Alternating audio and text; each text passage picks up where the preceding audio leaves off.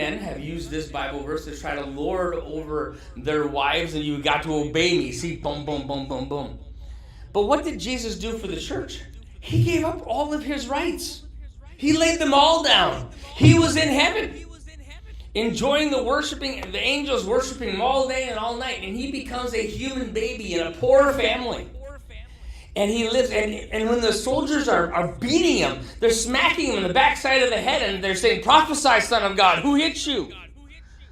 And Jesus, he gave up all of his rights. He gave his right to comfort, his right to food, his right to all of them. He laid them down.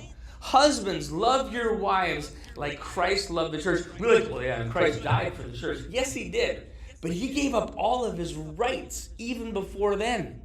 He only acted for the benefit of his church.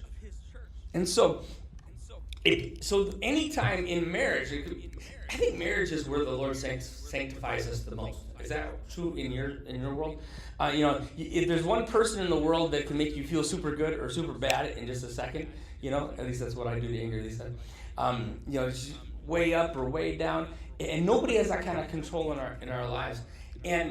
But when I read my Bible, it says, "Husbands, love your wives like Christ loved the church." That means that you submit. And I don't know what submitting looks like. That's a whole different sermon, I guess. But it's the attitude. We give up our rights. You have a right to be angry. They wronged you. Those son of a guns. But I'm right. I've heard people say that. I've had people yell.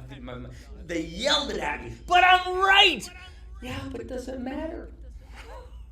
You see, pearls before swine, man. Jesus is right there, and he's talking to the people, and he doesn't even talk to them because it's not going to do any good. They're never going to be sorry. You're never going to get what you want from them. Why do you want to live with that poison inside of you? Unforgiveness is like drinking poison and expecting the other guy to die. It only hurts you. It doesn't even hurt them a tiniest bit. Yeah, you have a right to be angry, but you also have the right to lay it at his feet. And you don't have to carry that anymore. Now, if you've been trying to live this Christian life and it's been a real pain in the butt, Jesus says, "Come to me, all of you guys that are weary and heavy burdened. I will give you my rest." But why? Because my yoke is easy and my burden is light. Well, if your burden's not light, maybe it's because you're carrying a bunch of crap you don't have to be carrying.